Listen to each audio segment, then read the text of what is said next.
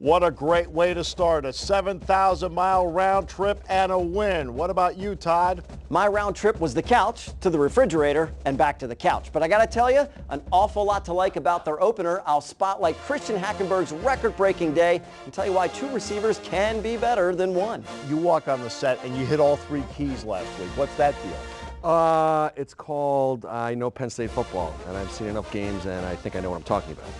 Blue White Tailgate's next.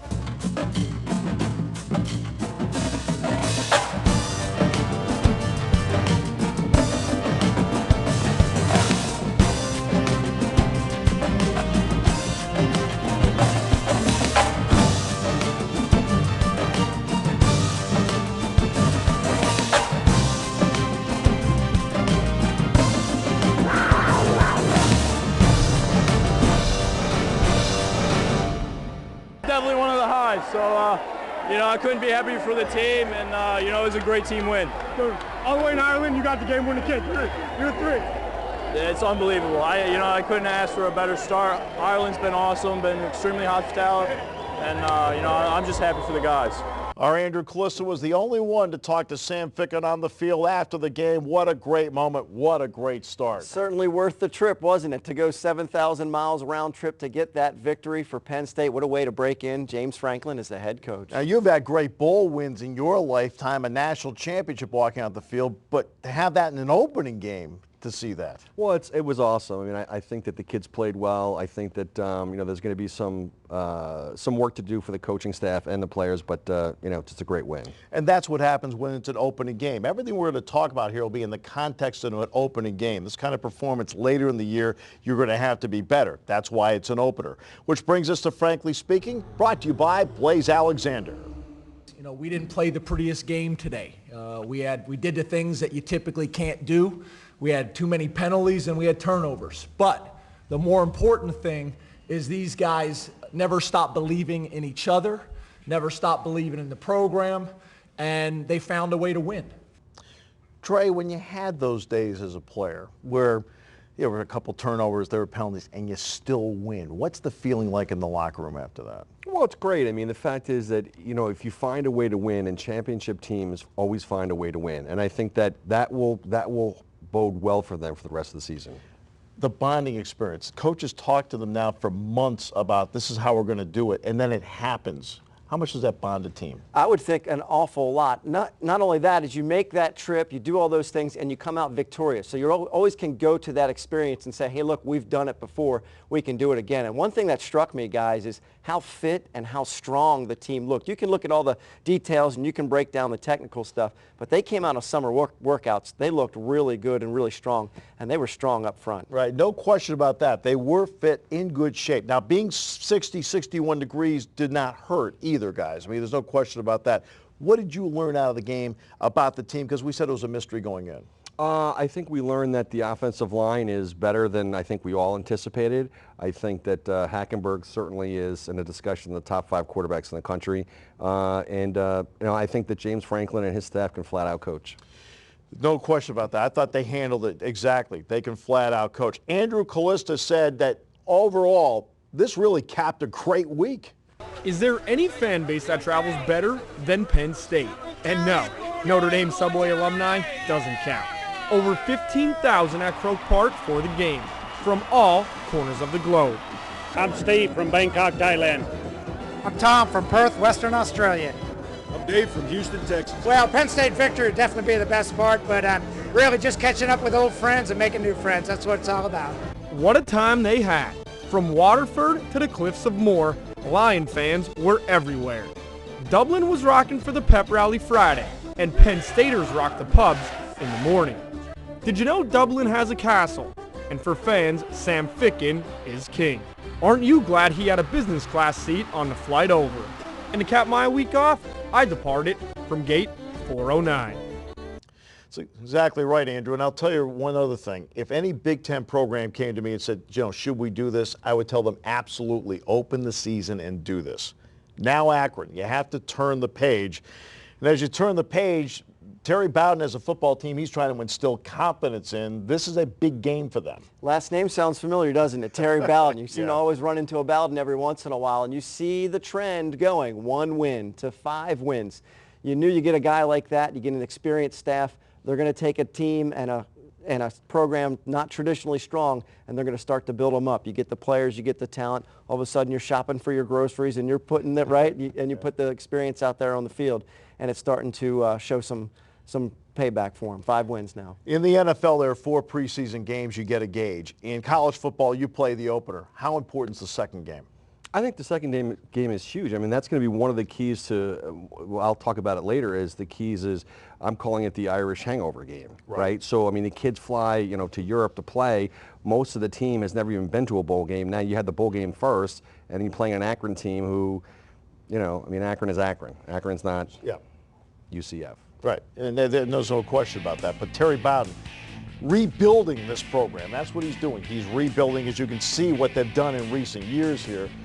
But that's still what they're doing. They're rebuilding. Absolutely. It's the kind of team that comes to Happy Valley, and you want to get them early, right? You want to get them down. You got the crowd behind you. Akron Zips, those are the kind of teams, the MAC teams, the longer they hang around, the more confidence that they get. So Penn State needs to get a fast start against a team like this. They know they're coming in undermanned. You want to show them right away. But Coach Bowden, that's an experienced staff. Chuck Amato, the defensive coordinator, they're coming with some bags of tricks. They know that they don't have the same talent. They're going to come with some special stuff for Penn State. Let's talk about James Franklin. For him, this will be the first ever game he's seen in Beaver Stadium. Now he's going to coach it.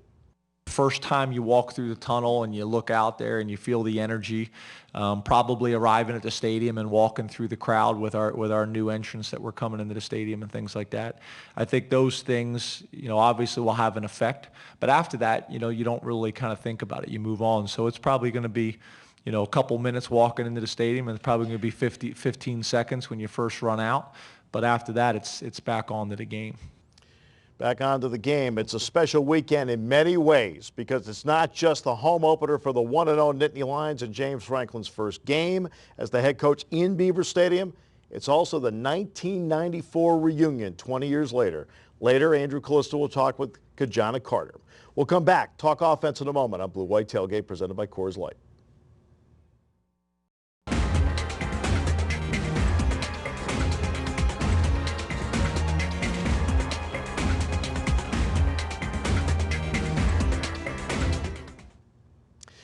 Like a kickoff classic, pigskin classic kind of deal where you start the season, you get a trophy, but we also saw offense.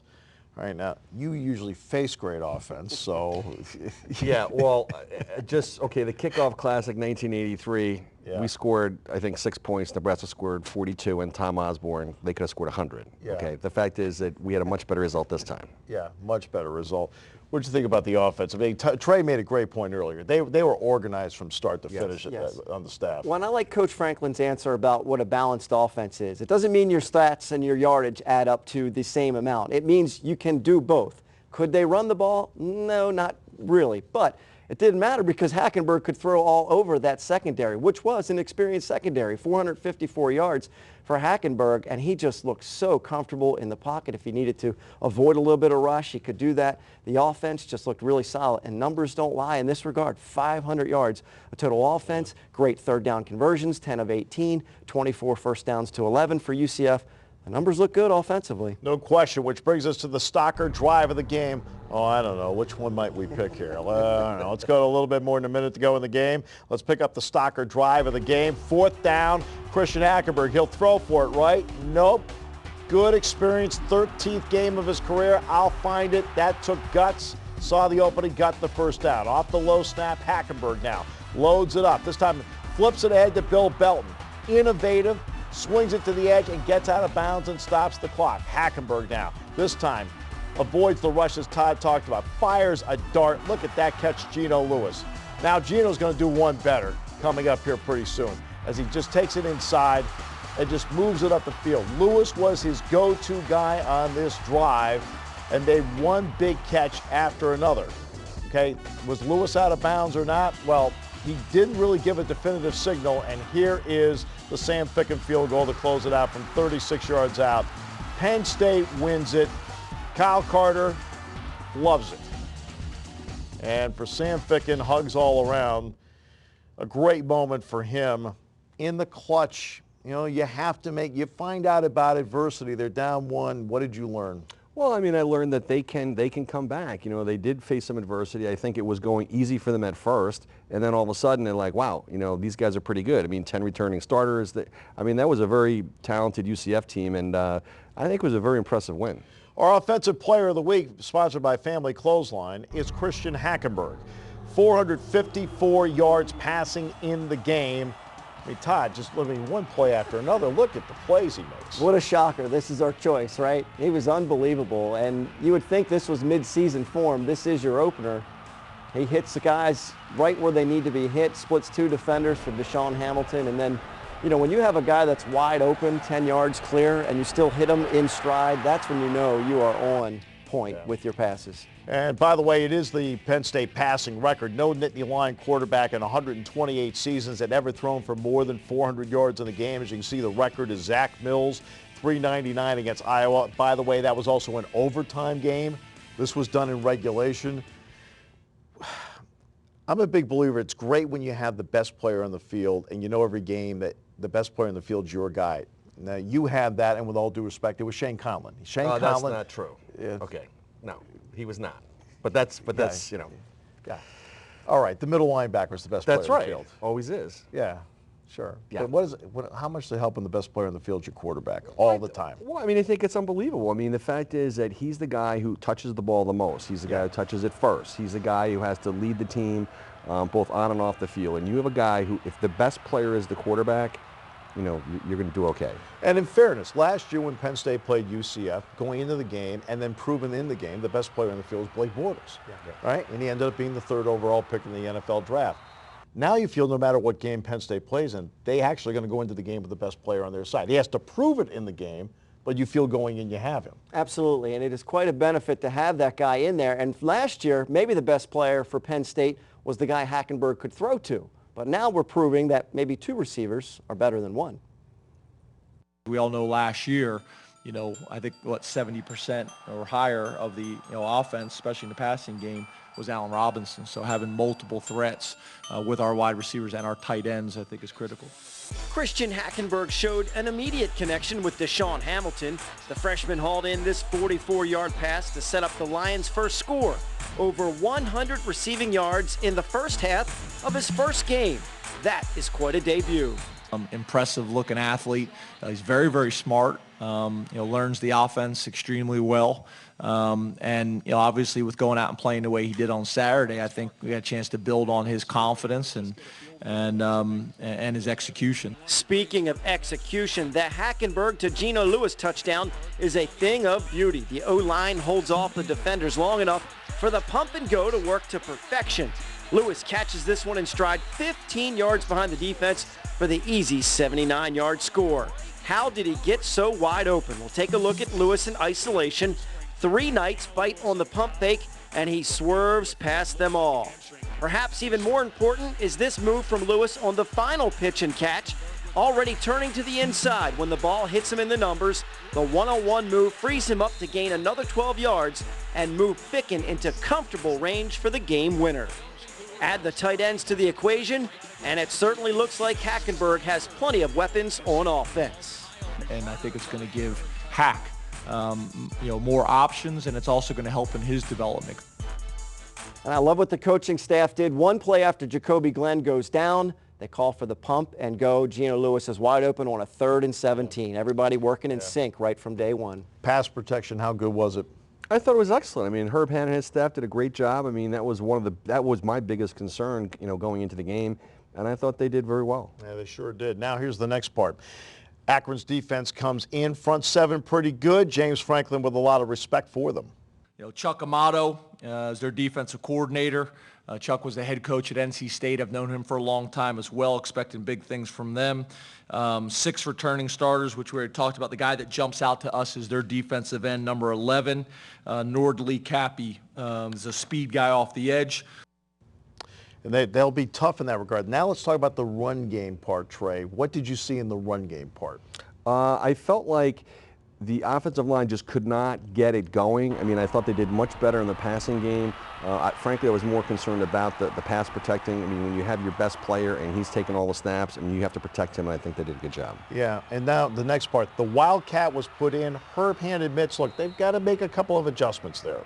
The direct snap plays, the Wildcat plays, as people like to call them, takes a little bit of getting used to, a little bit of rhythm to it. You know, I thought UCF did a really nice job defensively and scheming some things up. So, you know, we'll go back and take a look at the film, get it corrected. So we'll take a look at the film, get it corrected. Now let's go number inside the number. We talk about the run game, and exactly right. And Trey and I talked about this earlier. They didn't get the 4, 5, 6, 7 consistently. But on 3rd and less than 3, they ran 7 times and got the first down 5 times. Well, that's a nice option for Coach Donovan to have if he wants to go that to convert those 3rd downs. And Coach Franklin, really, his criticism about the run blocking was that they just didn't finish the blocks. They might have made good initial contact, but they got to finish those blocks. So it's close, and we'll see if they can dominate the line of scrimmage like they did defensively in the trenches, see if they can do it offensively against the Zips. Yeah, and when you get a good run game going, now suddenly your play-action game and the pass game becomes far more effective as well. The 94 team is back this weekend. Ki Jana Carter is going into the Rose Bowl Hall of Fame this year. He will sit down and talk with our Andrew Kalista when we continue on Blue White Tailgate after this. This time to give to Carter, has a hole. Ki Jana Carter, put down. Carter. And breaks it. He's gone. Goodbye. It'll be touchdown, Penn State, first play of the ball game. What a year 94 was. And we only selected 3 plays. We could have selected 500 plays from that year. And Ki Jana Carter is standing by with our Andrew Kalista. Thanks, Steve. Joining us on the phone right now, consensus first-team All-American from 1994 and one of the best running backs ever in Penn State history, Ki Jana Carter. Ki Jana, thanks for being here. Oh, thanks for having me. First, I just want to congratulate you on your recent induction into the Rose Bowl Hall of Fame. What an honor. Oh, yeah, thanks a lot. You know, that's probably one of the highest recognitions I've ever gotten from my athletic prowess. And, you know, it's just a testament to our team. And one thing I like to say, I couldn't do it without my team, especially without my linemen and receivers and tight end and obviously my great quarterback. So it's a humbling honor, but I like to share with my team. One of the most iconic plays in Penn State history happened to be Penn State's first play from scrimmage. Take us through that 83-yard touchdown run and just what you were feeling when you got into the end zone. Well, when Coach Paterno was coaching us, we always had like a script of like the first 10 plays that we were going to run.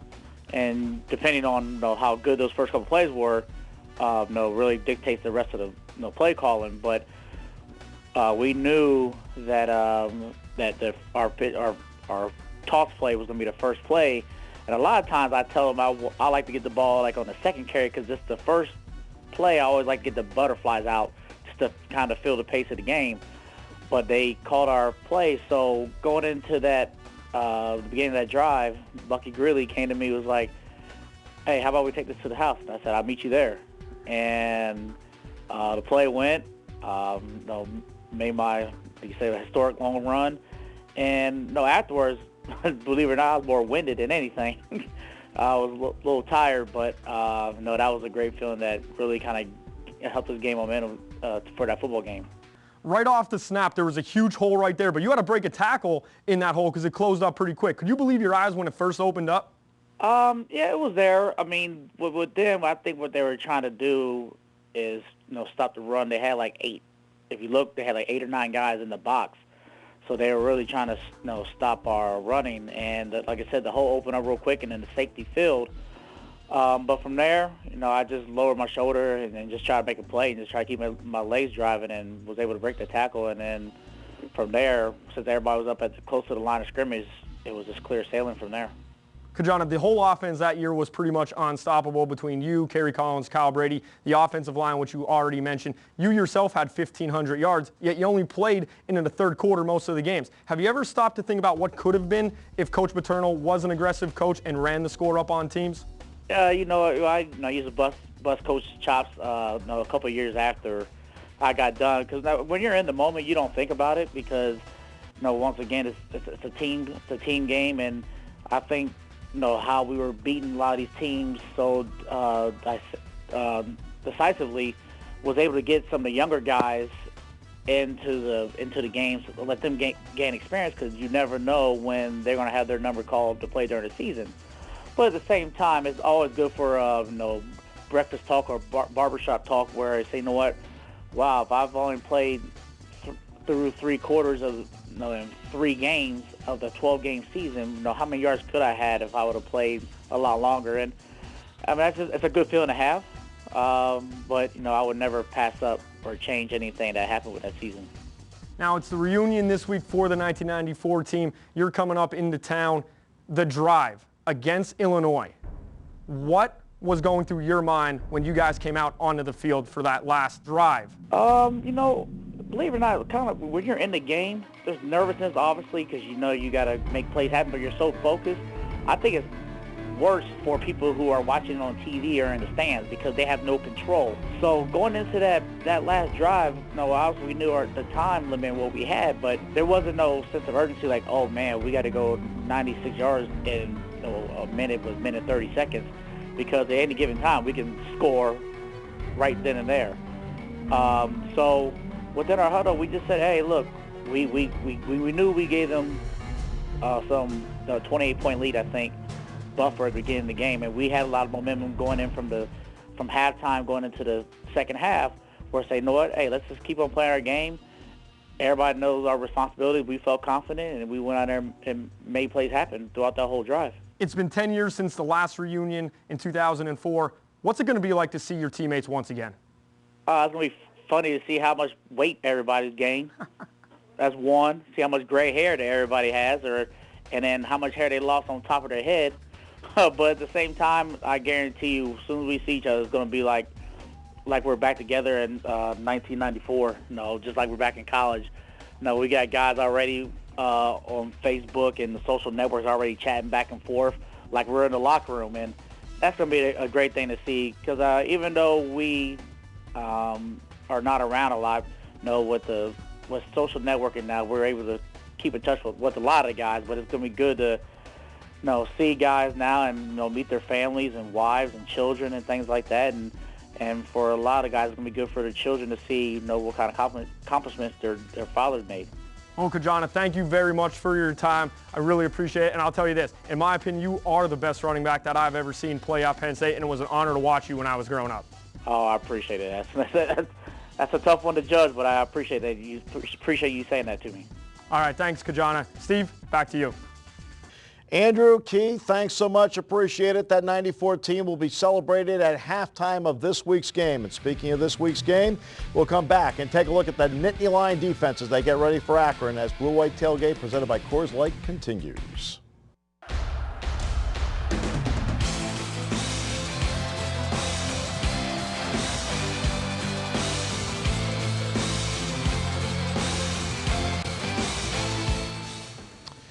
A goal line stand, a day where UCF couldn't run for more than 30 yards. Your thoughts on the defense? Man, impressively physically, right? I mean, UCF was supposed to be this big, bad physical team. They returned 15 starters, and Penn State's defensive line would not be budged. 24 yards rushing on 29 carries. Less than a yard a carry. You cannot argue with that kind of production. And that defensive line is our family clothesline defensive players of the week, led by Anthony Zettel. When you have a defensive line, Trey, playing like this, how does that make life for a linebacker? Well, it makes it so much easier. I mean, the fact that you've got guys that are moving the pile and moving them back, it creates opportunities, it creates tackling lanes, and it certainly helps the defensive back. Look at the one. This goal line stand was outstanding. It's in a game where you drive to win it, you forget about the goal line stand. The emotion of when you're in that spot and you turn them away. Talk about that. I think it's great. I mean, the fact is that the kids have worked really hard. They worked hard in the offseason. The coaches have coached them up. And, I was really proud of them. I thought they did a great job. And, I'm looking for more this weekend as well. And, they're not playing, Akron's not playing Howard. Right, exactly, not playing. And you know what? The funny thing is Akron couldn't run the ball against Howard. Yeah. They could not run the ball against Howard, which I found to be interesting. C.J. Alani and Anthony Zettel both came up big in this game for head coach James Franklin. Yeah, I thought those guys both played well. You look at the pressures and you look at the sacks and you look at how many hits that we were able to get on the quarterback from our D-line and our linebacker and the way we were able to stop the run. I think that's probably the thing that I was most impressed with those guys is how physical they were in the running game. And they were very physical in the running game. No question about it. That's why they had less than 30 yards rushing in this one. Yeah, absolutely. And when you know you can make a team one-dimensional, then all of a sudden you start to pin your ears back and you can really go after them. And Trey, you mentioned in the huddle, that confidence starts to build. You start looking at each other, I would imagine, going, guys, we got them where we want them. Let's go after that quarterback. Oh, absolutely. I mean, I think that anytime you get a team down, it's really important to kind of like step on their throat, so to speak. I mean, you got to make sure that, you know, they know what their place is and, you know, they're not the top dog. And that's where the hit of the week comes in. This was a top dog play made by Malik Golden in the game as our hit of the week. Up the middle and just takes him right out. Great hit by Malik Golden. When you get strong safety play like that in combination with Kaiser and Amos, they're getting strong safety play. One more look, bang, and down he goes. That qualifies as our hit of the week. It's nice to see a UCF runner go down, too. Remember last year's game, Storm Johnson? A little bit more room to run last year, didn't he? No question about it. Now, the secondary is going to face some wideouts for Akron pretty good. Yeah, and we mentioned the quarterback, you know, they're going to be one-dimensional, hopefully, if the run defense continues to do their job. Kyle Pohl, he's got some weapons outside, Zach DeRazio, and this guy, he's pretty efficient. 4 touchdowns, no interceptions last year. I know it's against an inferior opponent, but anytime you got an experienced quarterback, guy that can move the ball through the air, we saw what happened when Holman came in against the defense in the second half. Let's say, you know, look, they didn't pitch a perfect game against UCF. They did struggle in the second half a little bit. So they're going to have somebody to deal with here in Pohl and his weapons on the outside. And James Franklin has a lot of respect for those weapons. On offense, their offense coordinator, A.J. Milwee, they got 9 returning starters. The guys that jump out to us are their running back, Jawan Chisholm, who's a Harrisburg High School kid. Zach DeRazio is a wide receiver, and then their quarterback, Kyle Prohl, who threw for over 62%, 4 touchdowns and 0 interceptions.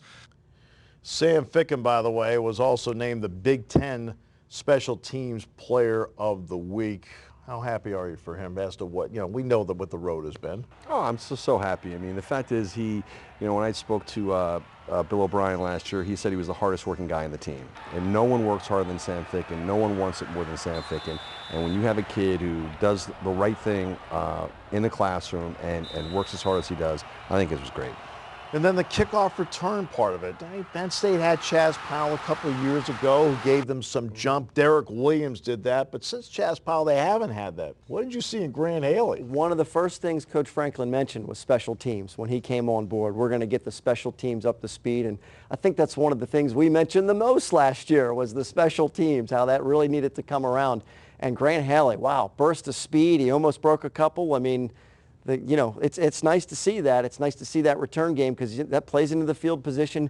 You got a shorter field to work with. You're going to score more points. You have to have a feel for it. It's not just speed. Absolutely. It's timing. It's setting up the blocking. You know, the fact that I would not surprise me at all if he didn't break a long one on Saturday. You know, Grant Haley is part of an outstanding recruiting class that's certainly making their inroads at Penn State here early. What about the future for the Nittany Lions? Well, we'll come up with Terry Bowden in a few moments, but before that, we'll take a look at recruiting as we continue on Blue White Tailgate.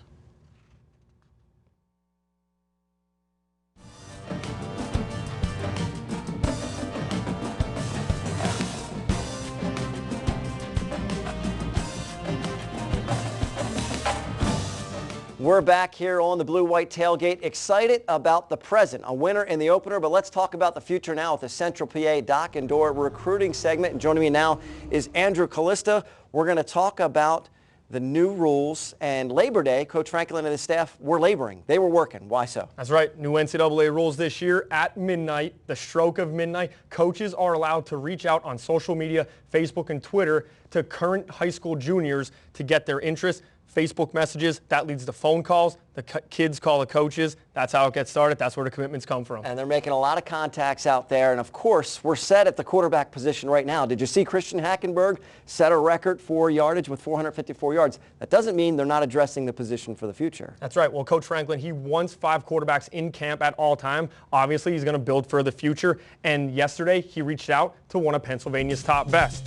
Brandon McWin, he's the top passer in the state from Council Rock North, has a top 6 that includes Penn State, Auburn, Florida, and he's going down to South Carolina for a visit September 13th with the old ball coach, but that's not where Coach Franklin stopped. The staff also contacted JoJo Hayden. He's a great athlete from McDevitt. He's the son of a current coach. He was in contact with Coach Pry, and 2 tight ends in the state as well. Carrie Angeline from Downingtown East, who had contact from Oregon, Bama, and Miami, among PSU, and lots of others, and Nasir Upshur of Imhotep, who had over 30 schools contact him on Monday, including division rival head coach Michigan State Mark D'Antonio, and 5 coaches from the Buckeyes. All right, so a lot of activity there with the contacts. How about the commits? Because there's a couple of guys that have already said yes to Coach Franklin. Yeah, they do have 2 guys in the stable already, and 2 good guys in the stable already, including this top running back in the state, in Miles Sanders. He's the #1 player for Pennsylvania in 2016, and you could see why. He's elusive, he's fast, he's explosive, and this is just his sophomore film. He's 5'11", 200-pound back, and Shane Simmons, 6'4", 225, one of the top players in the country.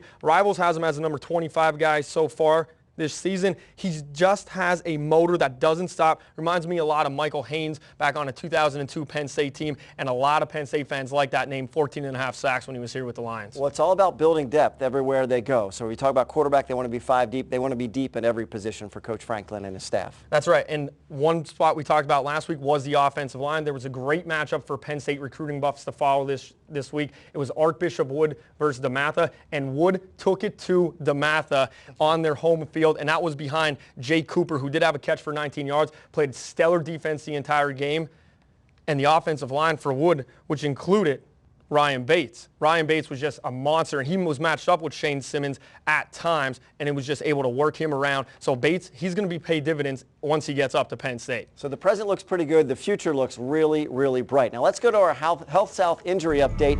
And one thing Coach Franklin is upfront about is that he's not going to be upfront about injuries. So this list looks exactly the same as the last time. We have Adam Brenneman on that list, which we did get some video of Adam over in Ireland for the trip. Unfortunately, had to take his crutches with him.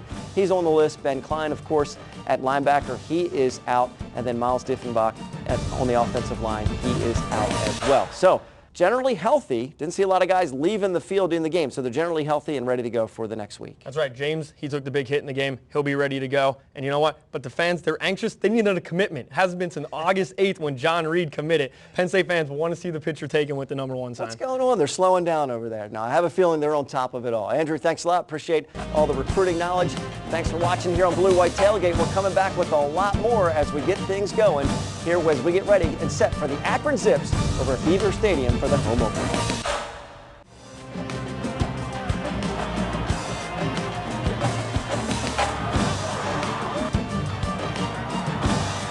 Welcome back to Blue White Tailgate. Todd Sadowski along with Trey Bauer. We got rid of Steve because he talks too much. Our next guest, we want to hear from more than Steve, right, Trey? Thank goodness for that. Absolutely. This is a segment where we break down Penn State's opponent, the Akron Zips, and who better to do that than with their head coach, Terry Bowden. Coach Bowden, thanks so much for joining us on the show.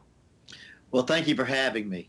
And Coach, the Zips, you're there, 3rd year, 1 win, 5 wins. We see the progress you're making.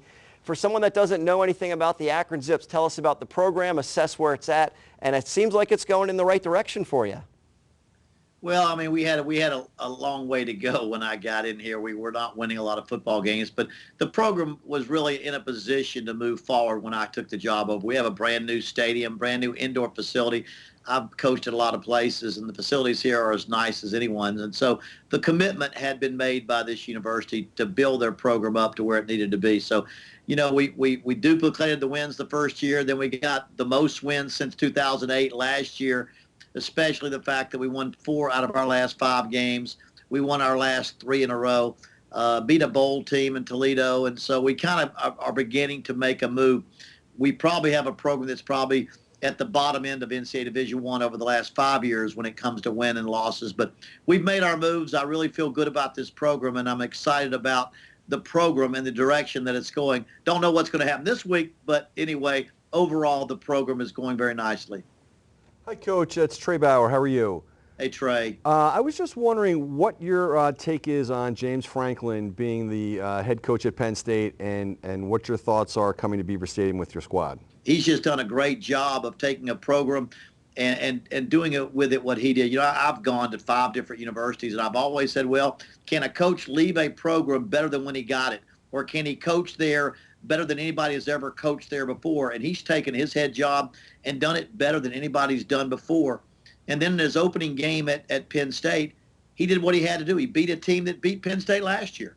Offense, defense, specifically your offense matching up against Penn State's defense. One of the things Coach Franklin and his staff did is he made the team stronger overall. And defensively up front, they really stopped the Knights' rushing game. You have a good quarterback. Kyle Pohl had a good game against Howard in your opener. How do you attack a strong defensive line like that and an experienced secondary for Penn State? Well, it's going to be tough. This is clearly the most talented team we'll play all year. This defense at Penn State is very aggressive. It reminds me, I'll be honest with you, having coached in the SEC, they play a lot like an SEC defense, a lot faster than you see a lot of northern teams play. They remind me of an SEC style of play with the aggressiveness and the speed in which they play. So we'll just have to stay as balanced as possible. Coach, what are your thoughts on Christian Hackenberg turning to the other side of the ball? Well, I mean, just watching him play against UCF, he breaks the school record for yardage in a game against a very, very talented defense. And I coached against Central Florida the last 2 years here at Akron. We played Central Florida, so I know a lot about them. And he had his way with Central Florida, their secondary. If we somehow don't contain him from making big plays, we've got to keep the big plays out of the game plan. If they happen like that, they can get this game and take it to control this game quickly. But he has all the talent for Sundays. He has all the talent to play in the Big Ten and all the talent to make Penn State an exciting offense. Well, it's not going to be your job alone. You got a lot of experienced coordinators and a coaching staff there that can get the job done too. I'd imagine you're coming to Beaver Stadium with some bags of tricks that you need to do, even though you may be a little undermanned. As you look at the rosters, you guys, I'm sure, are going to have some things ready to go for the Nittany Lions. Well, we won't be. I mean, we've all played in big arenas and big venues, we coaches, but players have to go in. So we've got to hope our players are able to go into this environment and keep from being, and I say the word intimidated, or be caught up in the over 100,000 people opening home game for James Franklin. It'll be an exciting atmosphere if you didn't have to play in the game. Coach, tell me about your offense with your experienced quarterback. He had a great game against Howard. Tell me a little bit about your offense and the weapons that you guys have. Well, I mean, we try to take advantage of what the defense gives us. I mean, if a team wants to stop the run, we hope we can pass well enough to pass it. If they make us pass it every down, we'll do that. If they spread out to stop the pass, we'd like to be able to run the ball. We'll keep doing that. So over the season, you hope the numbers balance out. But in any particular game, I think our offense is multiple enough is that if you give us the run, we need to take the run. And if you give us the pass, I don't think we're strong enough, and we're definitely not strong enough against Penn State to dictate to Penn State what we're going to do offensively. I think we've got to pick and choose our course of action. And just finally, I got a former linebacker next to me, so he always likes to talk about defense and the linebackers. Sure. You have some senior leaders, or you have some experienced leaders coming back there. But what about up front? You got to replace some guys up front. If you can break down the defense for us. Well, you mentioned linebackers. That's probably the strength of our football team. You know, our 3 inside backers, they all can run fairly well. They play a very southern style of defense, like Chuck Amata, who comes from the South. They can run pretty well. Justin March is our leader. Jatavius Brown from Pahokee, Florida, runs real well, and C.J. Mizell from Tallahassee. All right, Coach Terry Bowden, thank you so much for joining us. You know, we love to break down our opponents, but why not go straight to the source this week? We really appreciate your time.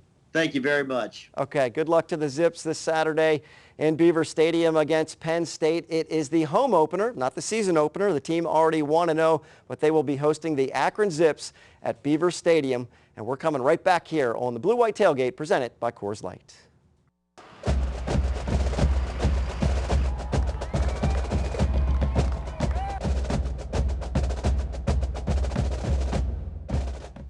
Part of the new player entrance that the Nittany Lions will have. They actually went through a walkthrough of that. That will take place Saturday for the first time ever. They've just taken the old entrance and they've added 150 yards to it with the fans all involved. That brings us now to one of our favorite segments every week, Upon Further Review, with interesting commentary from our great friend Fran Fisher. Well now, what do I remember about the Akron series? Zip. And I know they are the Zips. Short for Zipper, a B.F. Goodrich zippered overshoe. And Zippy is the mascot. Aren't you happy to know all those things? In the 4 times Penn State and Akron have met, the Nittany Lions have rolled up a total of 183 points. Cake Conference, right? Uh-huh. Remember Cincinnati in 1973, Toledo in 2000? Now that's the extent to my upon further review this week.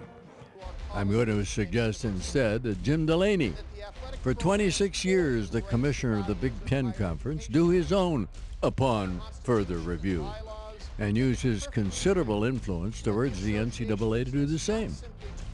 That is to lift the stupid, unreasonable, and unfair sanctions imposed on innocent football players, coaching staff, student body, and alumni base. After all, Mr. Delaney, Penn State is a member of the Big Ten Conference, and as such, doesn't it deserve understanding and support from the boss as well as from fellow conference members?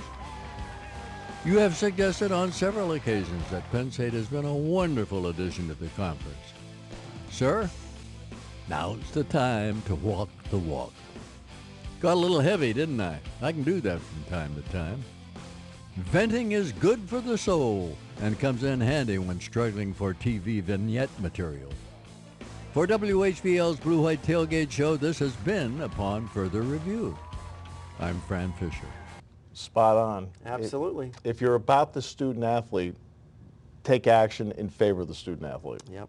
Couldn't hear from a better source than Fran. Too. Fran Fisher. All right. Now we get to a brand new segment. The good, the bad. It wasn't my call. It wasn't my call. They just gave it to me. So what was the good for you from the weekend? Good for me was Penn State winning James Franklin's first game. I'm really happy for him and staff and the kids. And I think a very distant second is South Carolina just getting waxed. Bad, Big Ten could have made a big statement down in Houston when Wisconsin took on LSU and they had them. And they let it get away. That's my bad. All right, you get the ugly. It's a good thing I got thick skin, guys. They gave me the ugly, but really this is the ugly. Whoever thought this up in the marketing department at Eastern Michigan? You got kids all riled up, ready to get and come onto the field, and you put literally a cement wall in front of them and put sledgehammers in their hands. Well, they got to knock them all down. Could have just went around them, but they knock them down and go through. Unfortunately, they had a cupcake opponent in Morgan State because Eastern Michigan did go on to win the game. Yeah, great idea. Fabulous. Yeah. Okay, Well done. let's put that under the category of head coach thinking too much. All right. Around the top 25, there's some beauties this week. Michigan State, Oregon, to me, is the signature game of the weekend. What do you think about that one? Well, I mean, I'm like listening to the talking heads, and I try not to do that, but you're hearing that it's going to be a big win for Oregon. I mean, I would be really, really surprised if Mark D'Antonio's team doesn't go out there and really puts a beating on them. I agree with that. They need it. They need it. They want to be in the championship race at the end. Yep. Virginia Tech at Ohio State, USC, Stanford, Michigan, Notre Dame. All right. Keys to the game, you get the start. You were right on all three last week. I think the keys to the game for this week is going to be the Irish Bowl hangover for the kids. I mean, it's a big trip for them to make. It's a long way to go. How they react to that. Secondly, I think penalties and sloppy play, keeping the ball in tow. And I think the third thing is going to be how our defense is going to be able to attack that spread offense. I'd like to see them establish a ground game in this one. That would be one of the keys I'd look at. Todd? Red zone touchdowns. They were 5 for 5 in the red zone. Too many field goals. A team like Akron, you got to stick it in the end zone. Yeah. Who was that said many times it takes 3 field goals to beat a touchdown? Yes. Did we ever hear that saying, Trey? I think I have heard that. Yes. It takes 3 field goals. Who said that? I think we know. You saw his picture in the intro, by the way. Joe Paterno always said that. All right. James Franklin, his debut in Beaver Stadium. We're looking forward to it. We can't wait to talk about it next week on Blue White Tailgate Show, presented by Coors Light. Thanks for joining us.